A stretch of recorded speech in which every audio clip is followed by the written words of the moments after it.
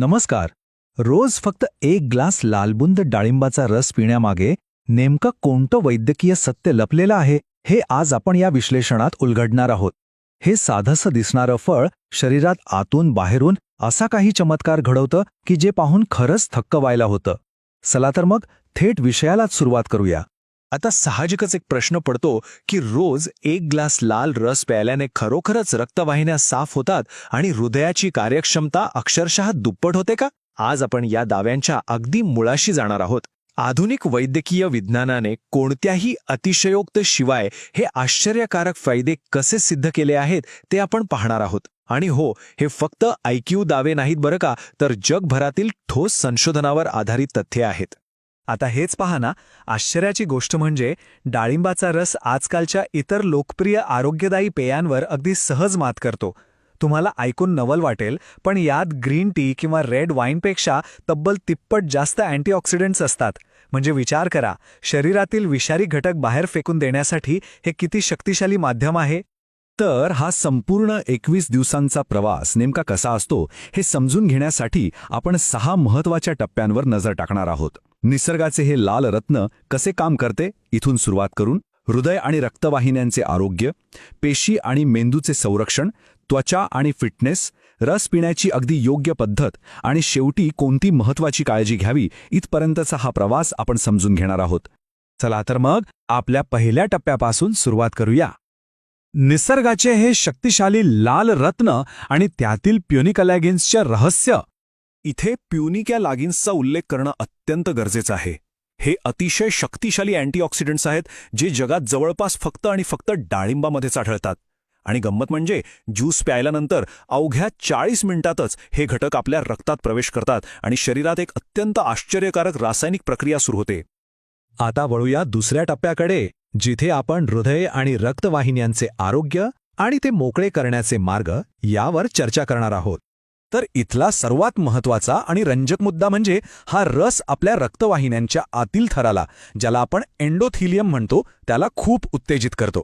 यातून नायट्रिक ऑक्साईडचं उत्पादन अचानक वाढतं.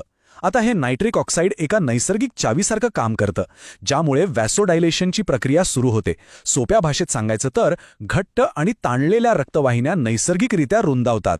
यामुळे रक्तप्रवाह अतिशय सुलभ होतो आणि हृदयावर पडणारा ताण लक्षणीयरित्या कमी होतो. आणि याच यंत्रणेमुळे वैद्यकीय विश्वात एक आश्चर्यकारक शोध समोर आला आहे.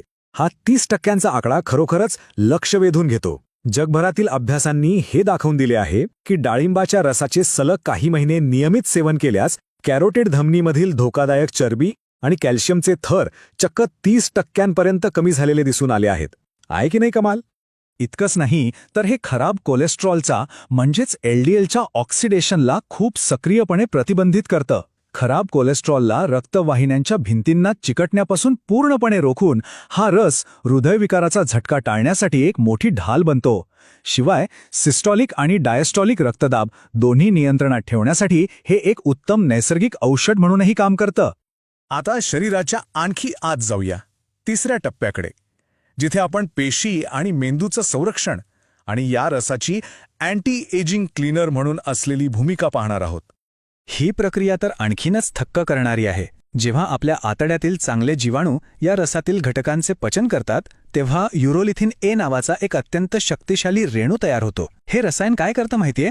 ते पेशींमधील जुन्या थकलेल्या मायटोकॉन्ड्रियाला म्हणजेच आपल्या पेशींच्या ऊर्जा केंद्रांना नष्ट करून तिथे अगदी नवीन आणि तरुण मायटोकॉन्ड्रिया तयार करतं. हा एक अतिशय सखोल अँटी एजिंग उपाय आहे, जो वाढत्या वयाचा थकवा दूर करून स्नायूंची ताकद टिकवून ठेवतो.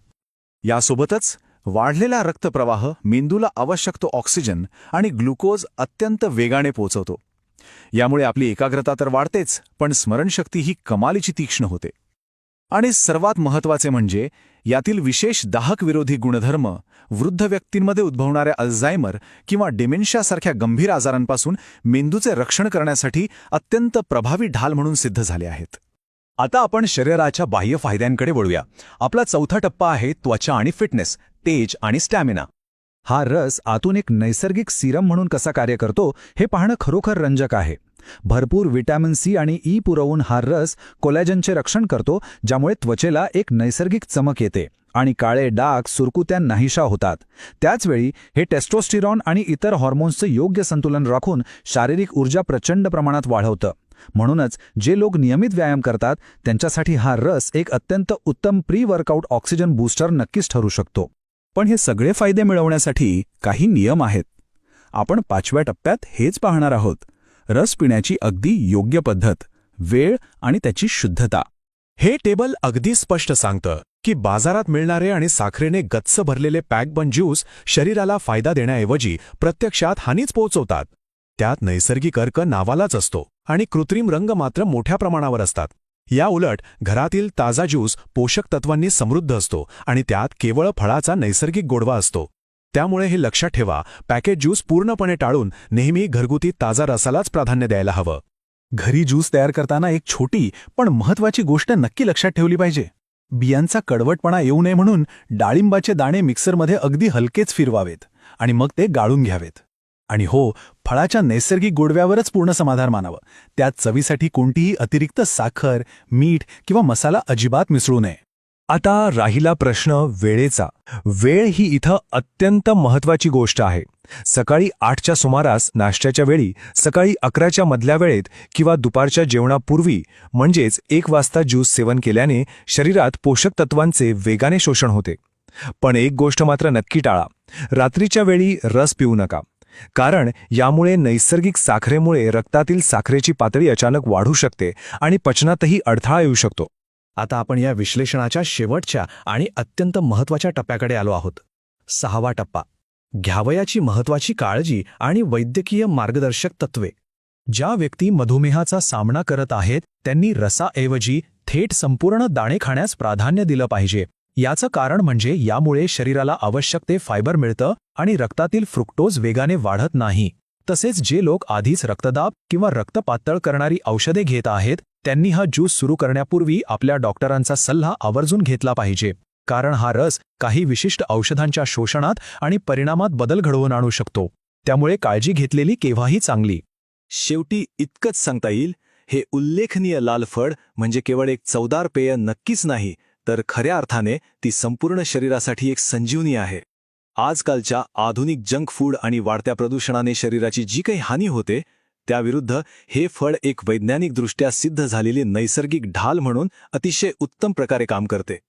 पेशी आणि हृदय व रक्तवाहिन्यासंबंधीचे हे भक्कम पुरावे पाहिल्यानंतर साहजिकच एक प्रश्न मनात येतो. हे अविश्वसनीय नैसर्गिक फायदे मिळवण्याची वेळ आता आली आहे का? 21 दिवसांचा हा डाळिंब परिवर्तन प्रयोग एका नवीन आणि निरोगी जीवनशैलीची सुरुवात ठरू शकेल का? या विचार करायला लावणाऱ्या प्रश्नाला आपण आज इथेच थांबूया. या विश्लेषणात सहभागी झाल्याबद्दल धन्यवाद.